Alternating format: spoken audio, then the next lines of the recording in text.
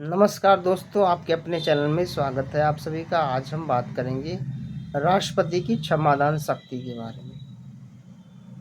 भारत के राष्ट्रपति को भारतीय संविधान के अनुच्छेद 72 में सजा को कम करने या रोक लगाने की शक्ति दी गई है, राष्ट्रपति की क्षमादान शक्ति के रूप में जिसे जाना जाता है। तो एक घटना है 2012 की, तत्कालीन राष्ट्रपति के जाने और नए राष्ट्रपति के आने का। किसी ने पिटीशन लगाया सुप्रीम कोर्ट में कि राष्ट्रपति को ने पिछले 5 वर्षों में कितने लोगों को फांसी की सजा से माफ किया है और वो भी किन आधारों पर। सुप्रीम कोर्ट ने केंद्र सरकार को नोटिस जारी किया और सुप्रीम कोर्ट की तरफ से तत्कालीन अटॉर्नी जनरल सुप्रीम कोर्ट पहुंचे और सुप्रीम कोर्ट पहुंचे और कहा कि राष्ट्रपति के कार्यों पर प्रश्न चिन्ह उठाने का अधिकार सुप्रीम कोर्ट को नहीं है। सुप्रीम कोर्ट ने वापस से पूछा कि which constitution article of Indian constitution provide that, कि भारतीय संविधान में ऐसा कौन सा प्रावधान है। अटॉर्नी जनरल कहते हैं कि my lord, constitution is silent pertaining that, कि संविधान इस बारे में मौन है। सुप्रीम कोर्ट ने वापस से कहा कि यदि संविधान मौन है तो इसकी व्याख्या कौन करेगा। अटॉर्नी जनरल ने कहा कि इसकी व्याख्या सुप्रीम कोर्ट ही करेगी। सुप्रीम कोर्ट ने कहा हमने इसकी व्याख्या कर दी है, आप तो ये बताएं कि राष्ट्रपति ने पिछले 5 वर्षों में कितने लोगों को फांसी की सज़ा से माफ़ी दी है और वो भी किन आधारों पर।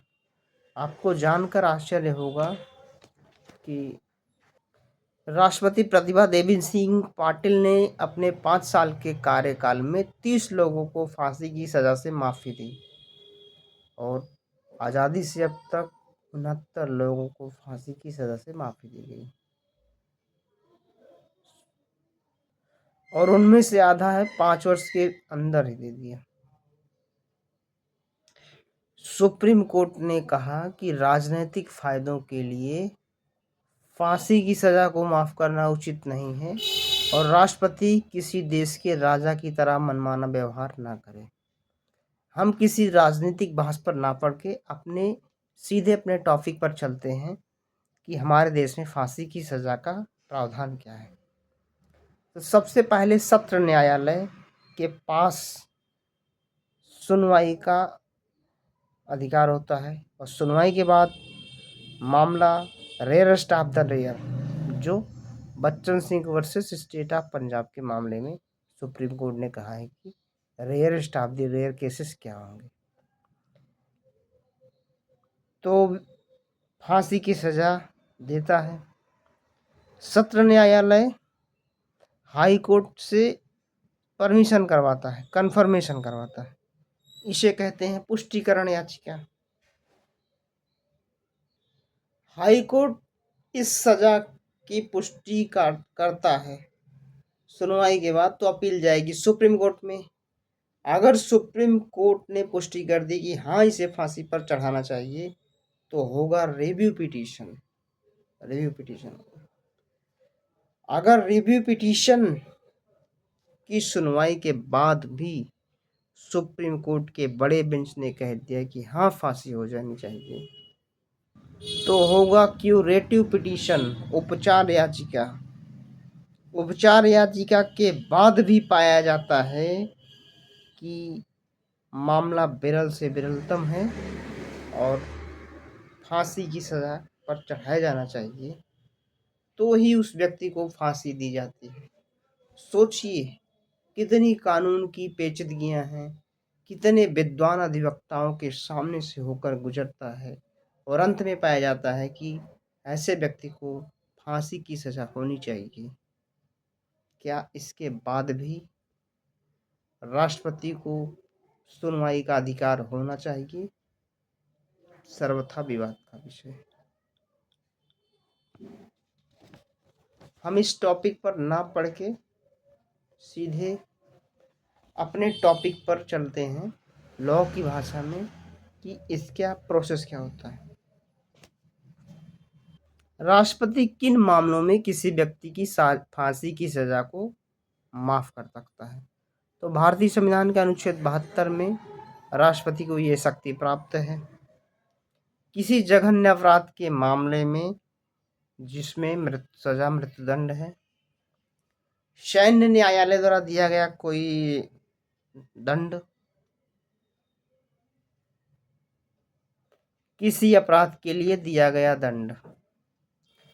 राष्ट्रपति किसी व्यक्ति को किन आधारों पर सजा को माफ करना?